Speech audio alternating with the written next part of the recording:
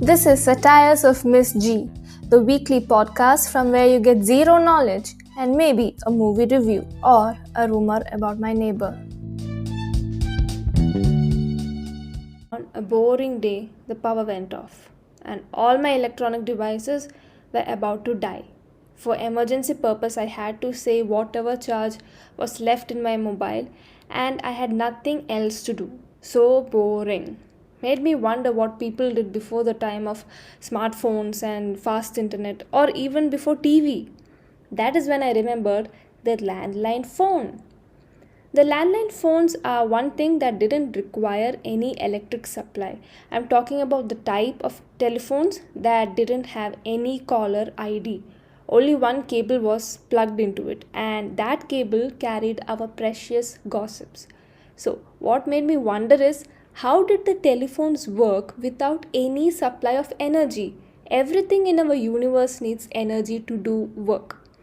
Well, the answer is that's the drum roll sound. The answer is that I'm going to tell you it in 1 minute. The answer is a small part of another answer, and the question of the big answer is how do telephones work? So, before I begin the answer to the question, let us do a very small experiment. Firstly, clean your hands and then keep your palm over your mouth, open your mouth and do this. Ooh. Did you do it? Okay, I will count till 5. 1, 2, 3, 4, 5. Okay, time's up. If you did try, you might have felt vibrations of different intensities. That is because when we make a sound, we are basically varying the pressure of the air near our mouth. Okay, so what happens when you talk on telephone? There is a metal layer inside the telephone, and this layer acts like our eardrum. It vibrates when there is a varying air pressure. Now, here comes the moment where I'm going to reveal the source of energy that runs the telephonic world. Is it Voldemort? Is it Pikachu? Well, never underestimate the power of a common man.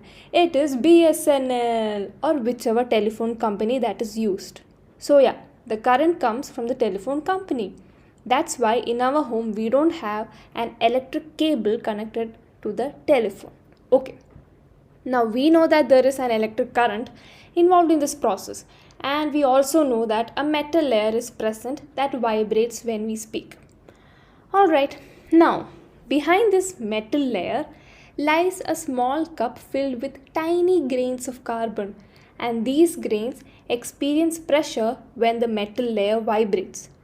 A low voltage BSNL current passes through the tiny grains. So, what happens to the BSNL current when we speak? Let us see. Imagine a loud sound is produced. The air pressure pushes hard on the metal layer. Then the metal layer presses the grain tightly together. This action makes it easier for the BSNL current to travel through, and a large amount of electricity flows through the grains.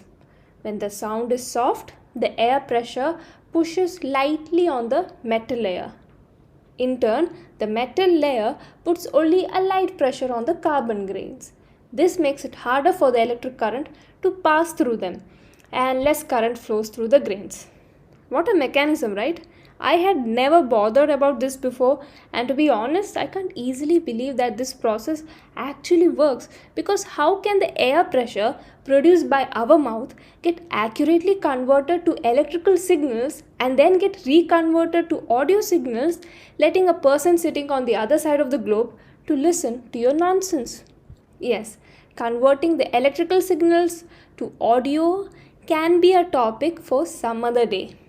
Anyways, I got my answer, and the answer is BSNL, Bharat Sonu Nigam Limited.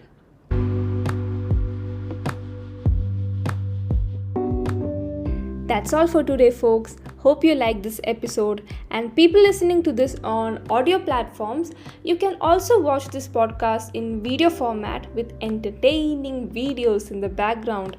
And for people watching this on YouTube, God forbid, If at all there comes a day when you have a slow internet, you can listen to this podcast through Spotify, iPodcast, Google Podcast, and you can follow me on Instagram to get updates on the next show. Also, you can follow me on Twitter to understand how to waste your time. Thank you guys for listening. See you next week. Bye bye.